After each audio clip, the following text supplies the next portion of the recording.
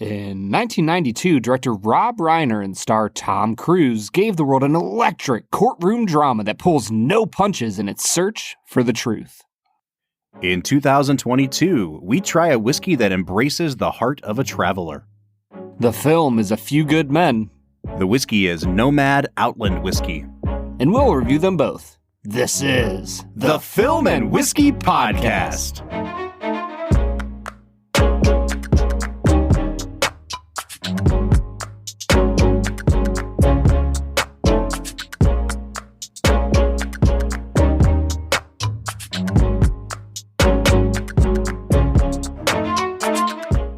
Welcome to the Film and Whiskey Podcast, where each week we review a classic movie and a glass of whiskey. I'm Bob Book. I'm Brad G. And this week we continue the Rob Reiner train that we have rolling with 1992's A Few Good Men. Brad? It's basically the same thing as Misery. You know, we've talked about how Rob Reiner is just kind of all over the place when it comes to genre exercises. And the same is true again this week. So now this is the fourth Rob Reiner film we've done on the podcast, and we have gone from When Harry Met Sally to This Is Spinal Tap to Misery to A Few Good Men, which, you know, just they all seem like very logical steps for Rob Reiner to take, right? Yeah, it's pretty obvious. If you're going to be moving your directorial career along, you should just jump from genre to genre as you go. It's the best move. Absolutely. That's why everyone always says they can't pin down what kind of things Scorsese's all about, you know? It's like he made that one gangster movie that one time, but he never really returned to that genre. Yeah, exactly. And that's what makes him so great. Exactly. All right, so I don't have too much to say about this movie, Brad, other than this is just a really good movie, you know? Yeah, that's it, man. All right, good episode. Let's drink the whiskey and get out of here.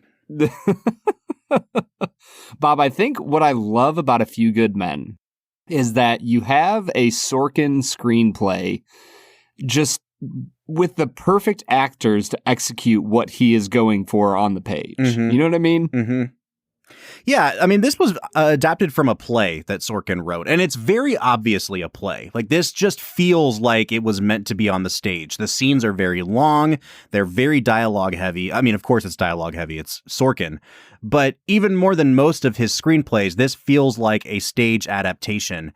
And what I really love about Sorkin, and he's a guy that has, in some ways, kind of come full circle and become like a parody of himself, I think, these days. But what I really love about Sorkin is that he has one foot in the present with the way that he writes dialogue and his ear for dialogue. And he also has one foot in classic Hollywood. Like there are lines in this movie that work in the context of a movie, and they work because, how do I explain it? It's almost like we know that a scene is building to that payoff line. And then every single time a scene is building to a payoff line, or, you know, if it was a comedy, we call it a punchline. But every single time the scene is building to one of those lines, he delivers.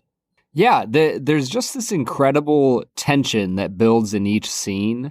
And as we hit those scenes, it just feels like Tom has an ability to nail the emotional timbre of the scene every single time. I'm sorry, Tom? What? Tom? Tom? Who? You just said Tom. Which Tom are we talking about here? Our boy Tommy C? Our boy Tommy C. There it is. The one and only. I just love that you're on a first name basis with him, and first name only. Like he's Madonna, you know? It's just Tom. Yeah, obviously. I mean, do you want me to call him like Thomas Cruise? No, I don't.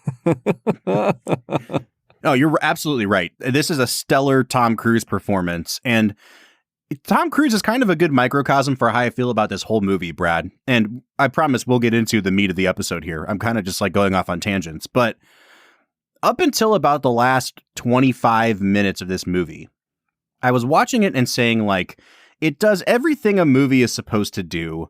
And it does it pretty darn well. Like, this is a solid 8.5. And it's it's the kind of 8.5 that everyone in the world would agree that this movie is like an 8.5. And that's why everyone loves it. But it's not. That's why it has a 7.7 on IMDb. Yeah, exactly. But it's not exactly like the greatest movie I've ever seen. And then the last 25 minutes of the movie happened. Ugh. And I said, oh, this is way better than an 8.5.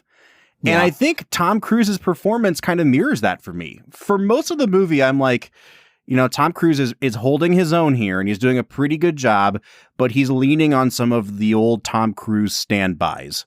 And then the last 25 minutes happened and I was like, oh, this is one of the best Tom Cruise performances of his whole career. Yeah, easily. I think that when he comes back to the apartment and he's drunk because, you know, he's found out that there's spoilers ahead, Bob. Yeah, exactly. He's found out that Colonel Markinson has killed himself and that their entire defense has fallen apart. And, you know, Galloway is continually trying to get him to essentially like keep fighting.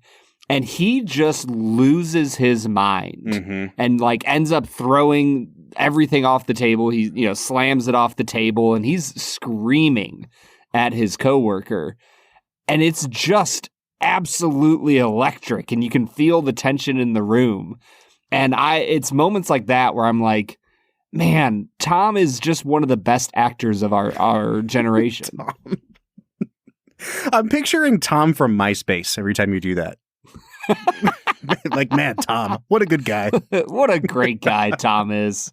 All right, it is time for us to get into Brad Explains, which is America's favorite segment of this show. This is the part of the podcast where Brad breaks down the plot of the film that he has just seen, often for the first time. Brad, this is not your first time seeing A Few Good Men, right? No, definitely not. How many times have you seen it before? This was probably 3 or 4. Okay. I've seen it a few times before. It's probably been maybe 6 or 7 years since I last saw it, though, so it's been a minute. Was this a cable movie for you, or was this a, like, I saw it on, you know, VHS, or I saw it on DVD or whatever? Bob, I don't know if you knew this or not, but I did not have cable growing up.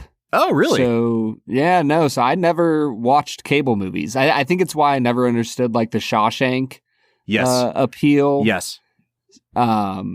So yeah, I'm not really familiar with movies being shown on TV. Okay.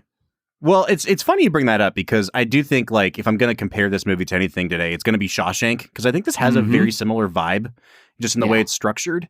But yeah, I forgot that you lived under a proverbial rock as a child. So yeah, you've seen this movie 3 or 4 times and not divided up by commercials, which is, I think, crucial to one's enjoyment of this movie. Yeah, I feel like if you had a 10-minute interval of like Swiffer commercials and like, I don't know, but it was probably shown in like the early to mid 2000s. So like Axe body spray commercials. Oh yeah. Like I don't think that would really accent the movie very well. Come on, man. When I'm watching this movie, I'm thinking of like, hey, you know what sounds really good right now? A Quiznos sub. And then there's a commercial for it. Bro, Quiznos used to have this like roast beef steakhouse sub that was freaking killer. I never had Quiznos. I feel like I've missed my chance now. I think you have. I don't know if they exist anymore. They've been swallowed up by the Jersey Mike's cinematic universe.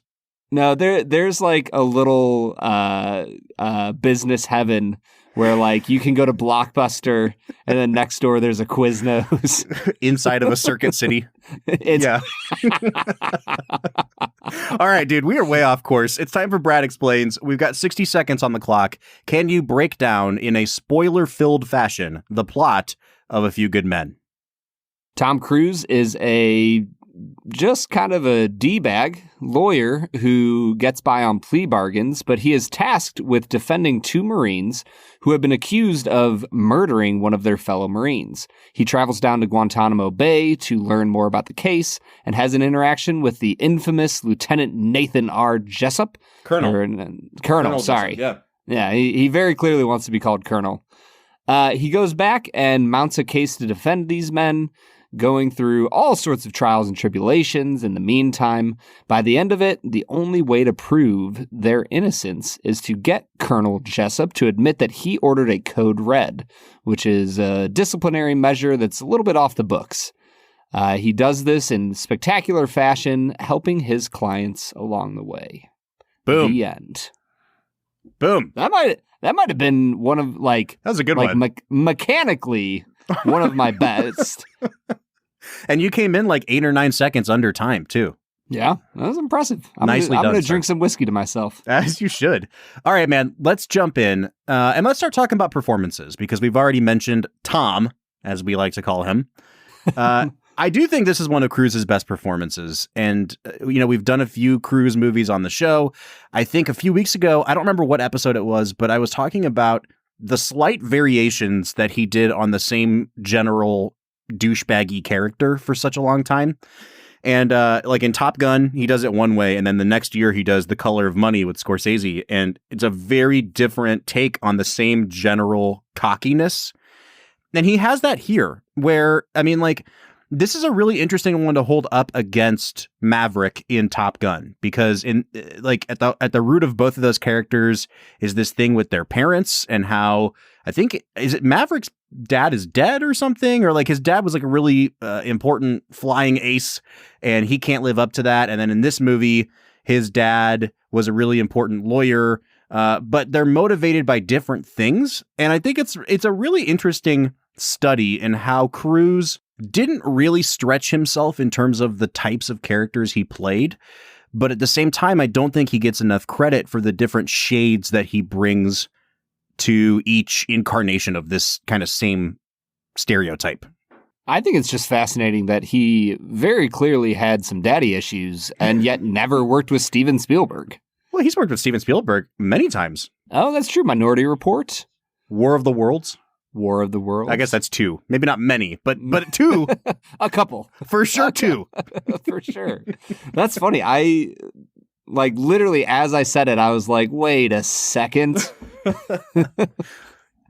I agree with you, Bob. I think that he brings a nuance to this character. And I think one of the things that helps the most with it is his interactions with his co-leads. I think that Demi Moore and Kevin Pollak just really bring out all of the different shades of his character that he needs to bring out.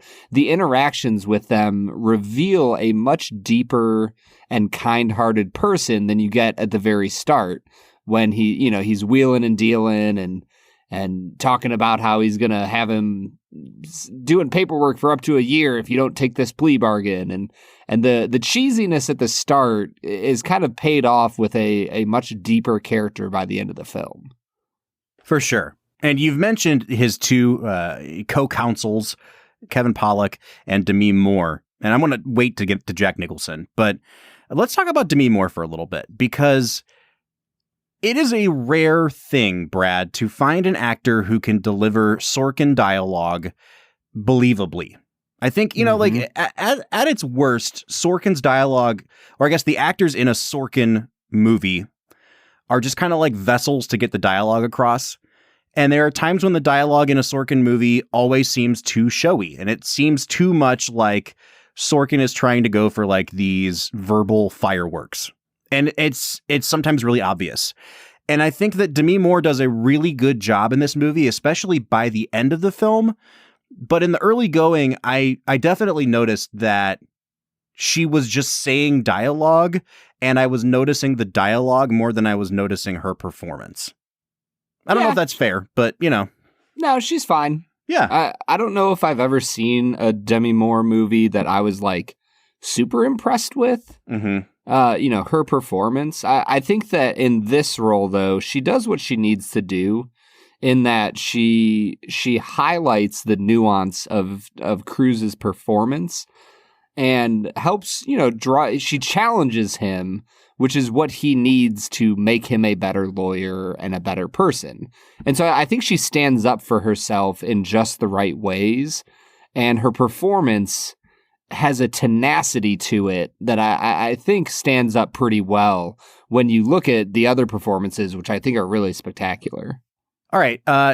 Kevin Pollak, I think, does a really good job in a pretty thankless role. I mean, he's just there to kind of be like the buddy. He is the goose to Tom Cruise's Maverick, like if we're being honest here. And he does a good job with it. Yeah, he talks about his kid and says that she called him dad. And Tom Cruise is like, she's pointing at a mailbox. Yeah, I guess that's the extent of our conversation about Kevin Pollak. So it's time for Jack Nicholson, who has entered a phase of his career here where it's kind of like Pacino, where once Pacino hits Scarface in the early 80s, he can't not be Pacino in a movie anymore. And I think Nicholson has kind of hit that at this point. You know, this is post-Batman, so he's already done the Joker thing. He is once again one of the biggest names in Hollywood. He is commanding an incredible salary. I think he gets $5 million for this movie for doing 10 days of work. And went on the record afterward and said, like, this is one of the few times that amount of money was worth it. But Rob Reiner raved about working with him, said that, when they were doing the courtroom scenes, when you're filming something, you do what's called coverage, where like, all right, we're going to get the shots of both of these guys, Tom Cruise and Jack Nicholson, talking with each other where they're both in the shot. But then we need to film it from Jessup's point of view, only looking at Tom Cruise. And so Jack Nicholson's off screen. And in a lot of cases, what you'll have is like a script supervisor or someone will be just reading the lines and Tom Cruise is just reacting. And he said that not only did Jack Nicholson stay and do all of his lines, but he did it in character at like level 100 the whole time. No matter if the camera was there, it is. No matter if the camera was on him or not, like he really did give his all for 10 days and got $5 million for it. Yeah. And I guess I'll say this, man.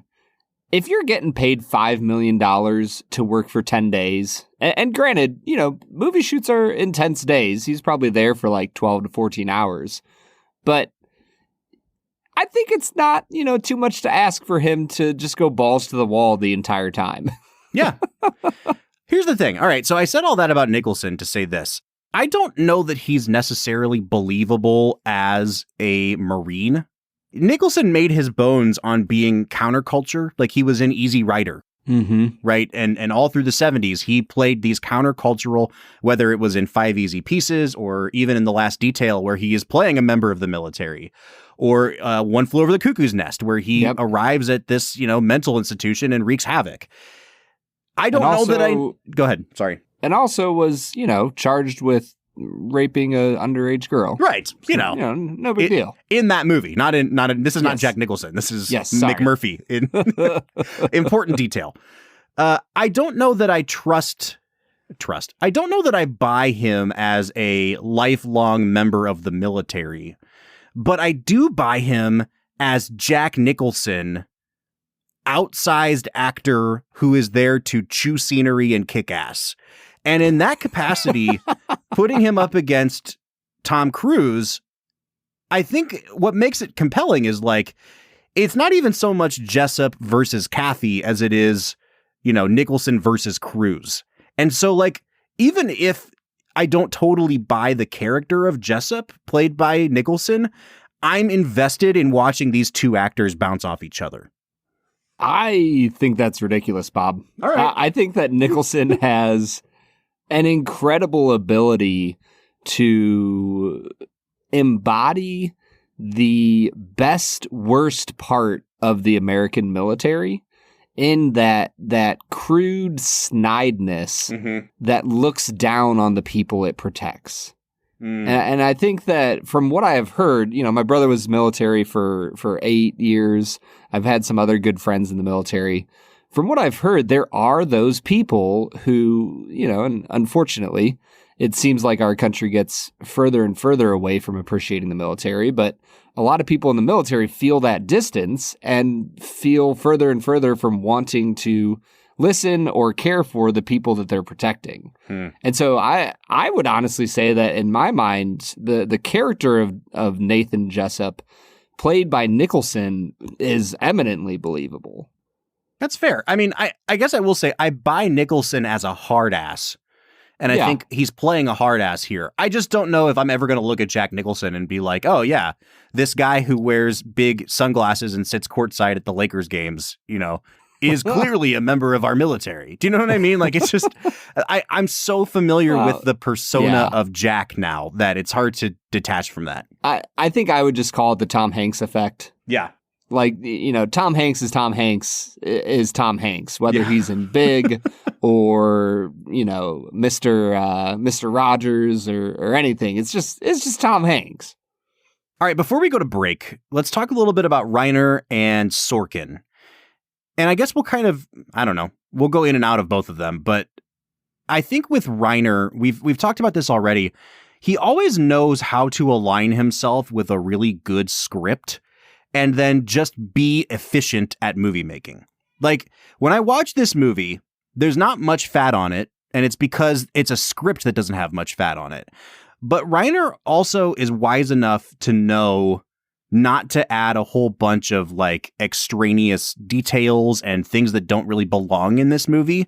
You know, we've knocked him a little bit for not being the most artistic director of all time, but because I feel like he knows his limitations, I guess is what I'm saying, because he knows to pick a script that he doesn't have to do anything extra to, and then just direct to the script. And then you have a great movie. And it's a formula that seems to work time and time again for him because it works again here. Here's the thing, though. I agree with you 100%, but I think when you want to look for artistic touches, I think that the opening scene of this film is actually pretty brilliant. Like, you get a solid 3 to 4 minute scene of, you know, Marines basically doing a gun choreography, you know, where they're flipping their guns back and forth. And there's probably 20 Marines moving through this really intricate choreography. And the song playing in the background, I believe, is Semper Fidelis. And it builds this idea of order in the midst of chaos. This idea that no matter what happens, the Marines will be in perfect unison, will be in perfect lockstep with one another as they move throughout this movie. And that sets up the core tension of the film, which is what happens when you have that sort of unity come into, you know, fly in the face of a character like Lieutenant Daniel Kaffee. And what's going to happen when the Marines have to eat their own, where they're no longer able to work in lockstep anymore. And so I think that opening scene is Reiner setting the stage for everything that's to come. And I found myself really impressed by it. Yeah, that's a really good point. And I do really like that opening scene, wordless and, you know, without a score. Like, you're right. It's just the marching band. I thought when you said that you were talking about the opening scene, I thought you were talking about the very opening, which is where they show Santiago get attacked. Oh, yeah. And I have to say that the few times that it seems like Reiner / Sorkin / William Goldman, who did a touch-up on this screenplay, do anything that's outside of what I think would be in that play. You know what I mean? Like, there's just a couple moments where they kind of cut away to something else, or they do like a flashback.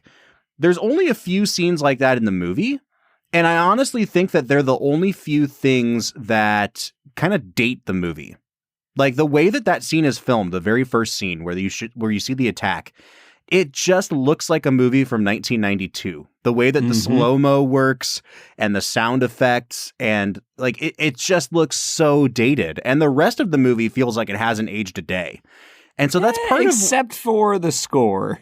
Oh my gosh, yeah, the score is terrible. Dun, dun, dun, dun, dun, dun, dun, dun, dun, dun, dun. Dude, I don't know what it is about the 90s and their use of like not quite synth piano. I don't even know what you would call it. It is. It's like synthy, for sure. Yeah, it's terrible. It's so bad. Like, I want this movie to be remade just so that it has a normal score, like orchestral score, because this movie would be kick-ass if it had one. Well, so, okay, like, that's a great point. But to the extent that it affects Reiner, I guess what I'm saying is, like, the few times that it actually seems like Reiner is trying to do something a little artistic or do something that's not just strictly on the page, it also seems like he's kind of caught up in whatever was really popular at the moment. And those are the moments of the film that seem to date it. And it was the same thing with Misery. Like, we talked about all of his little weird, cheesy flourishes in the first half of that movie before he just kind of took a back seat in the second half to the script. And then the movie got a lot better. And I think that in Misery, it worked a little bit better because this, I don't know if this sounds bad. For those of you who are fans of horror movies, I apologize. But like, when you're writing a horror thriller, I feel like it's almost expected to have some of those cheesy moments that set up the movie.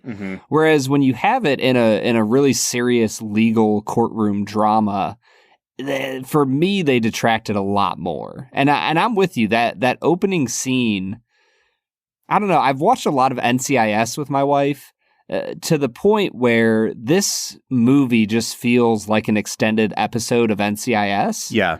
With some things changed, but that opening, oh no, here's the mystery that the team's going to solve for the rest of the show. Like, that's what that felt like. And yeah, I didn't watch TV in 1992, being, 1 to 2 years old. So I don't know if that was a thing before then. Maybe A Few Good Men set the stage for all legal television dramas for the next 20, 30 years.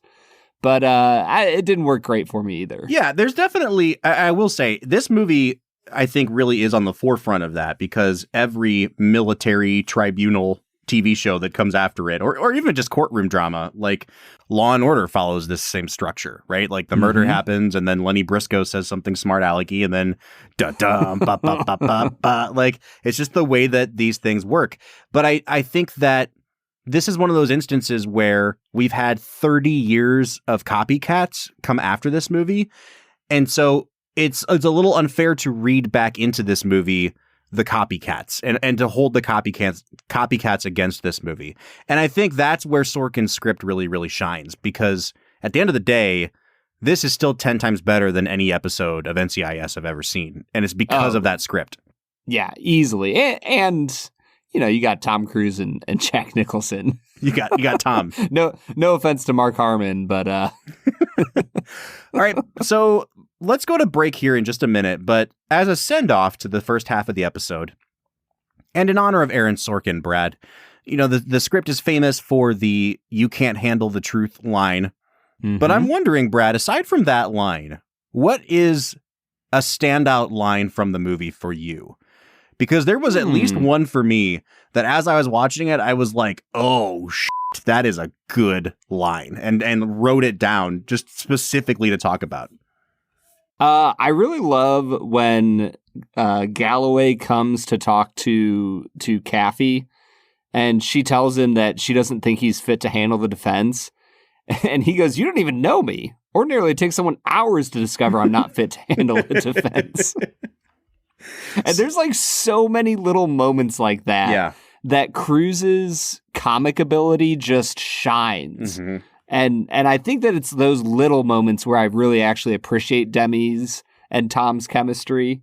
But yeah, that was one of the lines that stood out to me. Well, and I think that's really indicative of the fact that Sorkin is a student of movie scripts. Like, that is the kind of line that Cary Grant would deliver in Arsenic and Old Lace, or, you know what I mean? Like in a 1930s screwball comedy. That's exactly the kind of punchline you're going for. It kind of feels like a Billy Wilder, like Jack Lemmon throwaway type of thing. 100%. I think for me, there's a line that is on the more dramatic side, but it's also, I guess, I don't know what to call it. What do you call a dramatic punchline, Brad?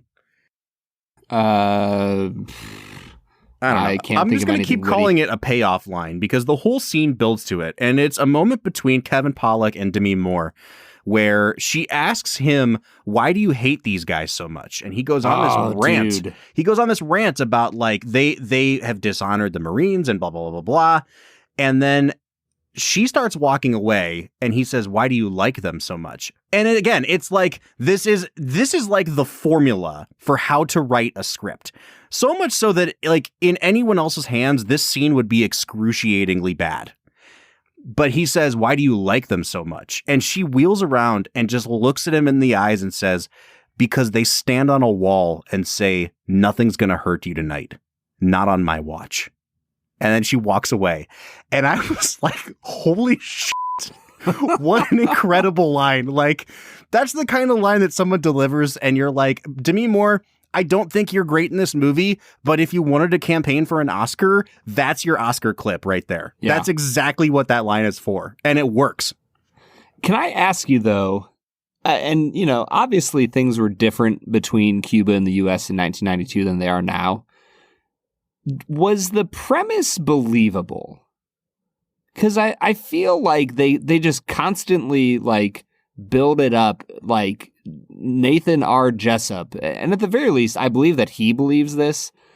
But like they believe that nuclear Armageddon could ensue if they don't properly, walk along that wall. And if he wears his officer's uniform, then he's going to get shot by a Cuban. And I'm like, I don't know what things were like back then, but I don't feel like the Cubans were just ready to be like, hey, let's go shoot an American officer and cause a war between us and America. That's a great idea. Yeah, I'm with you. Like, I don't think, especially like post fall of the Berlin Wall and, and Gorbachev and like the USSR is cooling off. Cuba's not a threat to America at this point. However, I think it says a lot about what Sorkin is trying to get at with Jessup, right? That if you're in the military, you have to be convinced that you are protecting America from any impending threat, right? And on this base, the impending threat is right outside their gates. And whether or not it is a legitimate threat, Jessup has convinced the people on this base that it is a legitimate threat. And I think his sway over everyone underneath him is crucial to the premise of the movie. Like, the Code Red doesn't happen if those guys aren't 100% on board with what Jessup is selling. So for me, like, even if the like geopolitical aspect of it doesn't work so much, I think what it all boils down to still does. Well, I guess, and that was kind of my question then in the end. Like, do you think that Sorkin tried to keep that reality as a premise to make, Jessup appear more delusional? Oh, good. Like Brando in Apocalypse Now, kind of. Yeah. Honestly, tell me that there's not certain, I don't know, comparisons between Brando and him. That's true, because you could have just easily set this on a base that was closer to Russia or closer, we're in Desert Storm at this point, right? So why not set it overseas? I think that would make more sense. But yeah, it's a good point. I think maybe you're onto something there. Oh, well, I think we need to get onto this Nomad Whiskey, Bob. Dude, I cannot wait. Let's get to it. Film and Whiskey Nation, do you ever think about awards? Of course you do. You drink whiskey and watch movies, which means that you know that nothing is validated until a group of random people say, hey, we love what you're doing. The awesome thing about Doc Swinson's whiskey is that it isn't just some group of schlubs that are giving them awards. They have been winning attention from some of the most important whiskey experts that you can imagine. They've been voted best distillery in Washington State by the New York International Spirits Competition. They've been voted the best independent bottler by the Ascot Awards, as well as the best finished bourbon from the Ascot Awards for their La Menta Exploratory Cask. Their Exploratory Cask series is where they release some of the most fascinating and adventurous experiments. If you're ever checking out Doc's lineup and see a white label, there's a really good chance that that's the only time you'll see that bottle, so make sure you snatch it up. Doc Swinson's has been offering just phenomenal finished and blended whiskeys for quite some time now. You can find them online at docswhiskey.com. That's DOCS whiskey.com.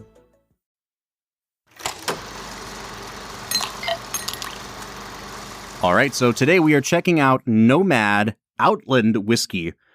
Brad, this is a bottle that I picked up when my family took a little weekend vacation to the Finger Lakes, and we were, all over New York State and up in the Buffalo area, and I happened to stop into a liquor store that had this on the shelf, and it is one of the coolest looking bottles in my collection now. And then I looked at the bottom of it, and it was $35, and I said, you know what? I don't know a thing about this. I'm just going to take a chance. And I bought it, and it has been sitting on my shelf for about a year. Have not cracked it yet. And so we're drinking this together, and this is the first that I've had of it. I gave you a full half of this bottle, which is unlike me, because I try to hoard my whiskey and not share with you. But I gave you half of it, so I'm hoping that it's really, really good. This is a blended Scotch whiskey. It's a blend of over 30 malt and grain Scotch whiskeys, blended by the master blender from White and Mackay named Richard Patterson, who's like a really, really famous whiskey blender. Like, if you look up anything on YouTube, if you just type in whiskey blending, he's the first guy that comes up on there. And so this is a product of this master blender, and it's aged for 5 years in sherry butts. And then it is shipped over to Spain and aged for an additional year in PX casks. So this is like extra sherry finished scotch. I'm pretty pumped about it, man. Why do you think that they call it sherry butts, but everything else it's barrels? Well, so it has to do with the size of the barrel, first of all. Like a butt is a particular size of barrel. Okay. Yeah, when you get into like reading about different casks, it's really interesting because the shapes are slightly different, the volumes are different. I know that Laphroaig makes a variant that's called Laphroaig quarter cask, and it's aged in really, really small barrels that are quarter cask sized. So yeah, there's a whole terminology, but we haven't come up against any butts on this podcast except for sherry butts. So yeah. I was going to say, I feel like the only time I ever hear the term butt is with sherry. So I just figured it was a weird, like, layover from some ancient term or something. Nah, just butt. Just butt. Just a butt.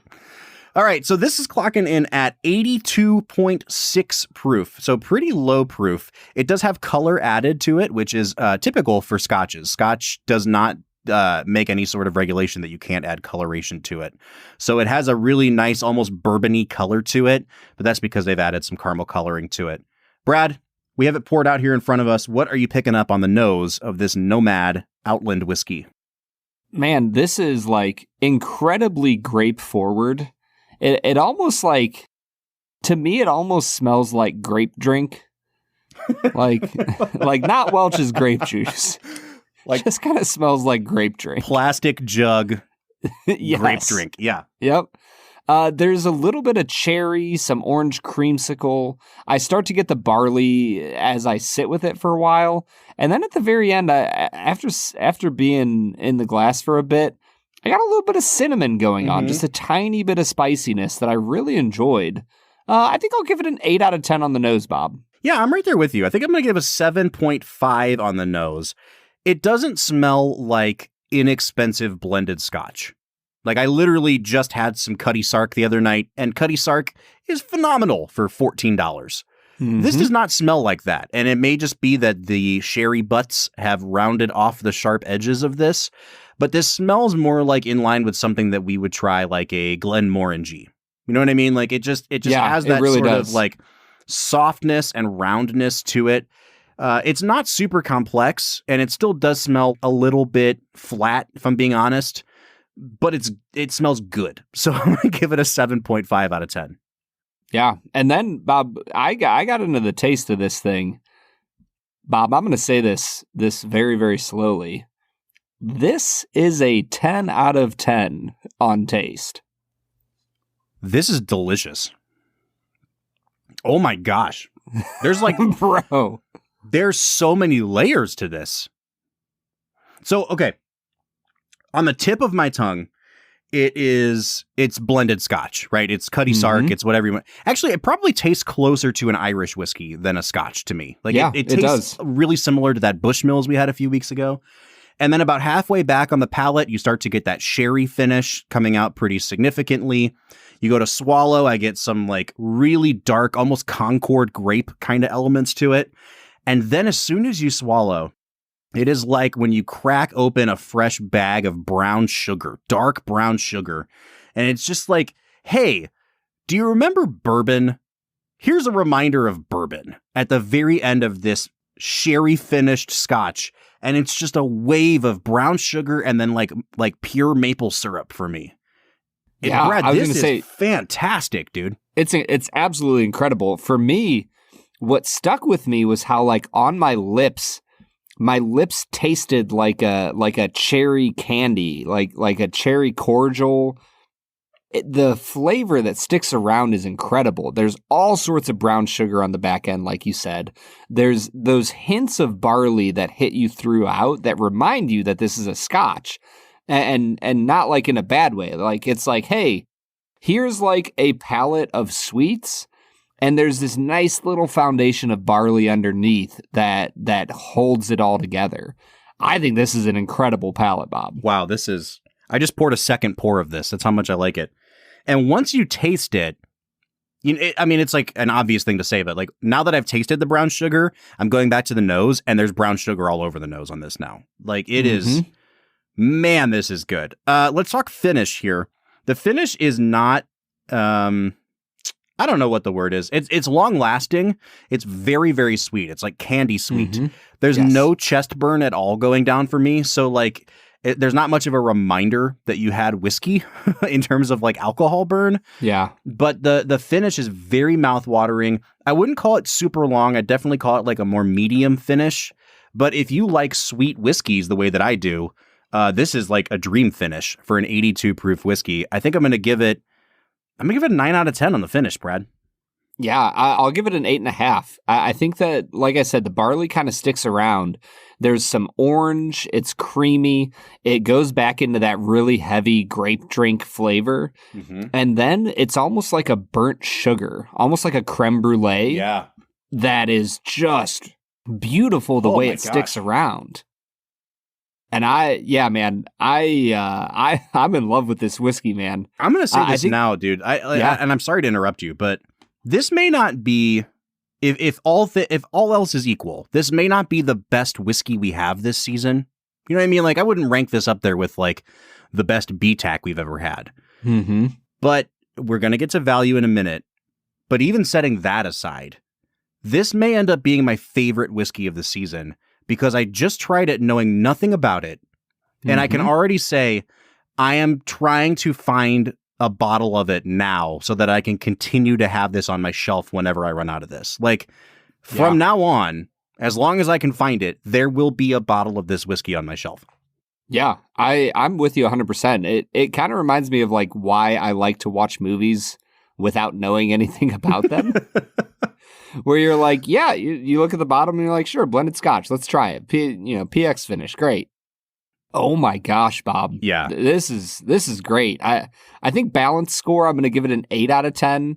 The nose and finish are like solid above average, but it's paired with one of the best palates I've ever had. And so I think it's pretty easy to say that even though this isn't an incredibly complex whiskey, and I think that kind of bumps the score down a tiny bit as well, you like once you've tasted it, you know what you're getting, and it's incredible, man. Yeah, I actually think just because of that fact, I'm going to give this a 9.5 on balance. So the only thing that stood out to me as being lesser than the rest of it is the nose, but it's not because the nose was, I think I said flat the first time around. And I think that I would probably amend that to say it's almost like it was playing its cards really close to the chest or close to the vest, whatever the saying is. Like it seems like it was trying to not give itself away. When you go back for a second nosing of this, everything that's on the palate is there.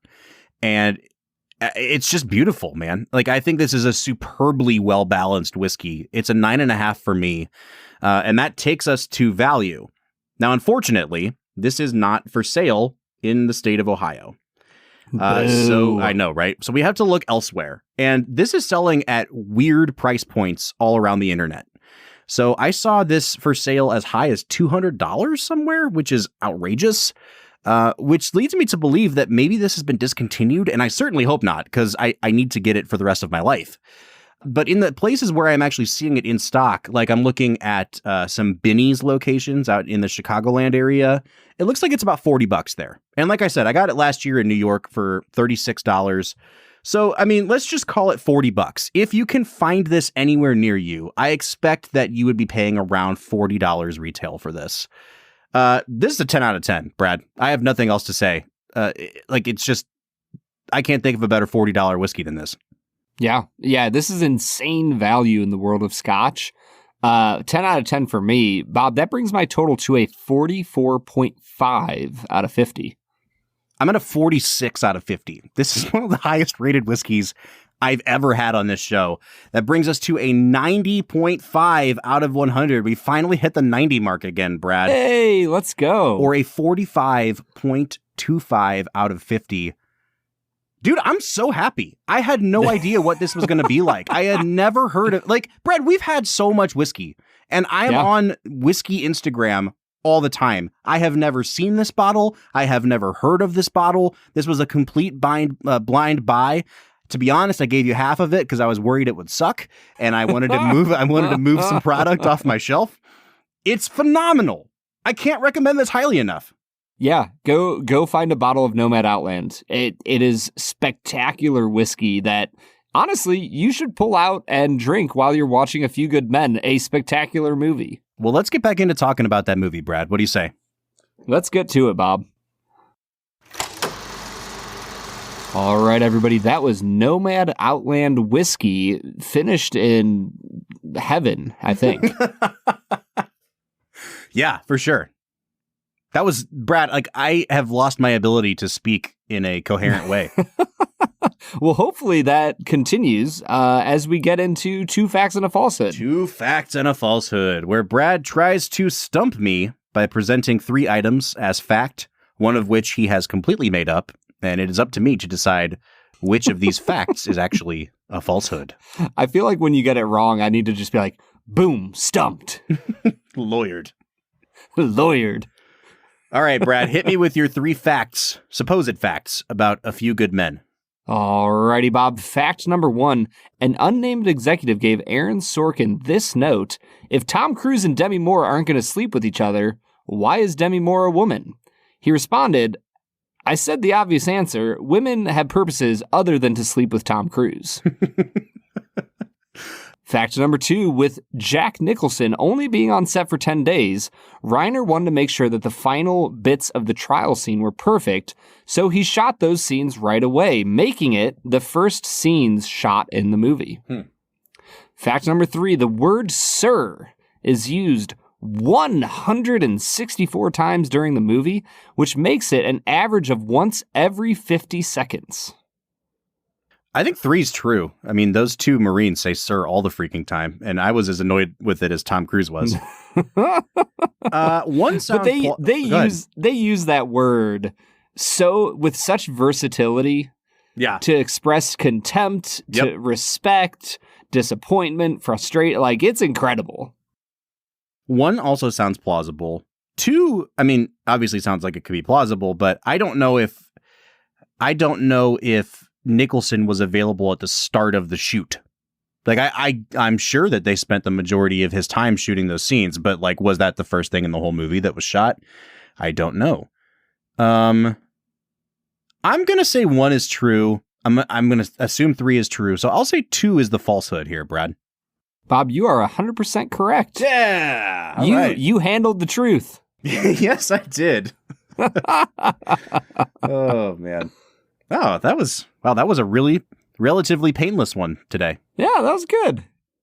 Going back to your comment about the 2 Marines saying sir with so much contempt and everything else, my other favorite part of this movie is right at the end when Tom Cruise has finally won the respect of the one guy.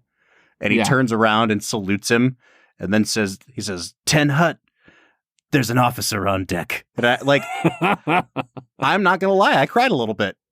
Oh, dude, it's so cheesy. It's so cheesy. I don't know why it was so effective, because I was like, this is horrible. This is what they teach you not to do in screenwriting classes. But also, you know what it reminded me of is that famous scene in To Kill a Mockingbird, which Sorkin has now done an adaptation of. And yeah, it's been running on Broadway for like the last year or two. Oh, nice.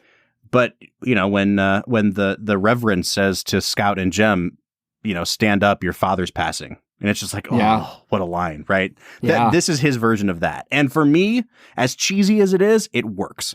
I was gonna say, at the very start of this episode, you mentioned how this movie is like an 8.5. And then the final bits of the courtroom scene are they just take it to a whole nother level. And it honestly made me think of To Kill a Mockingbird, which made me start wondering, are all courtroom movies average until the very end? And there's something about either justice being served or like a miscarriage of justice that just hits at the human soul in a way that most movies don't? I think there's just something so inherently dramatic about the courtroom, right? This is why Law and Order works. Law and Order wouldn't work if it was called Order and Law. Like if the courtroom stuff came first and then the police investigative stuff was the second part of the episode, that show would suck. Like, there's something about watching people in a confined space argue with each other and build a case, and it builds this mounting tension to the point where there's some sort of a smoking gun and they say, ha, and that's how the person gets found out, right? Like, there's just something, and maybe it's just because I'm a dad now, and this is like perfect dad movie fodder, but I will never say no to a well-made courtroom drama. Yeah, I think that it just has a certain... There's just a reality that humans like resolution. Mm-hmm. And like a gavel being banged on the judge's, whatever it's... What do they call the thing that you bang it on? It's just called a block, isn't it? A block. Yeah. The gavel being, just hammered onto the block. The gavel being gavelled. Being gavelled. The gavel-nations of the film. This is going way off base, Bob. Yep. All I gotta say is, when the movie finally ends and the sentence is read and the gavel is hammered, like, it's just, there's something about that feels so satisfying, and the finality of it is just good for the human soul. And I think that's why courtroom dramas just work. All right, speaking of other lines that are really great in this movie, that last line that Tom Cruise says to Jack Nicholson, where he just says, "Don't call me son. I'm a lawyer, and I'm an officer in the United States Navy, and you're under arrest, you son of a b***." Like, it's so good. It's amazing. Because, like, in that moment, he's been fighting, being a lawyer for the military the entire movie. And he finally, like, stands up to the occasion, realizes who he is, and just delivers that line with such tenacity. And, oh, dude, it's so good. All right, Brad, it's time for us to make this a double. I think we've already kind of hinted at two movies that would be really, really good pairings to go with A Few Good Men. Do you want to stick with To Kill a Mockingbird, or do you have something else in mind? Oh, no, Bob. Do I have something else in mind? I have another courtroom drama from the year 1992 about a lawyer who has never actually practiced law in the courtroom. Do you know what movie I'm talking about? I do not. My cousin Vinny. Vinny. There it is. I'm going to pair this with My Cousin Vinny, Bob. It's a great movie. Like, there's nothing to be ashamed of. I mean, that's an Oscar-winning film. Yeah, it sure is. And it's Joe Pesci just being perfect. Being Joe Pesci. Yeah. I also love that it's like Joe Pesci in peak toupee mode. Oh, yes. You know? Yes. That's a great pick. I think I am going to pair this with Shawshank, and it's for a lot of reasons. I think one of them being that this has that episodic feel to it, that it's a perfect cable movie where every 20 minutes you take a little break. There's a nice little button on the end of a scene that's a great line, and they say that line and then you go to commercial break and you come back and you're in another location. It works that way. It has that very early to mid 90s feel to it, and I know that, like, nothing I'm saying is really tangible or substantial, but these movies just have a really similar vibe to them. Right down to how in Shawshank, Morgan Freeman's narration doesn't really sound like how people actually talk. They sound like how people talk in the movies. And I think there's something to be said about a movie that is self-aware enough to know how people talk in the movies. And Sorkin does it so well here. And for all the problems I have with Shawshank, like, I think it's a really good movie. I don't know if it's like a great movie. It does that really well. And so I think that watching this and Shawshank back to back would just be one of those, hey, I'm going to watch two movies in a row that are like guaranteed to be a 9 out of 10 experience. And I'm just going to fully embrace dad mode on a Saturday afternoon in the fall watching AMC or whatever it is. And I think you'd have a good time. If I had to give Shawshank a let's make it a double, I think I'd have to go with Green Mile. Well, sure. I feel like those two movies are the same movie, but just slightly different. I mean, same director, same author. Yeah, they really are the same movie. Oh, I honestly didn't know that. Yeah. All I knew is that I'd seen them both and felt like they were the same movie. Yeah, definitely. I mean, they're both Stephen King adaptations by Frank Darabont. Like, there you go. Yep. So going back to our thing about Scorsese making the same movie over and over. Nailed it. All right, so those are our two picks for Let's Make It a Double. I like them both, man. And you could throw in To Kill a Mockingbird and make it a triple, I guess. Yeah, if you want to spend like 8 hours, 9 hours watching courtroom dramas. Just 3 courtroom dramas. That's it, man. All right, Brad, it's time for our final scores. I'm wavering between a 9 and a 9.5 because this is not a perfect movie. And there are parts of it where I'm like, this is not even really a great movie. And certain characters are just caricatures. And there are many, many times where the dialogue is cheesy.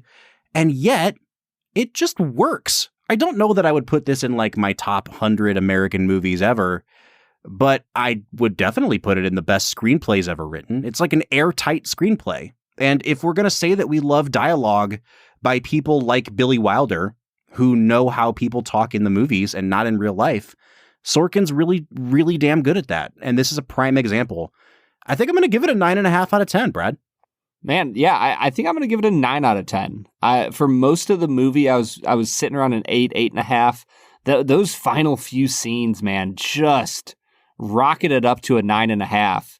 And then there's the officer on deck 10 hut, and that brings it back down to a 9 for me. So yeah, let it be known this Veterans Day, Film and Whiskey Nation, that somebody saluting an officer in the United States Navy is something that Brad dings, holds against the film.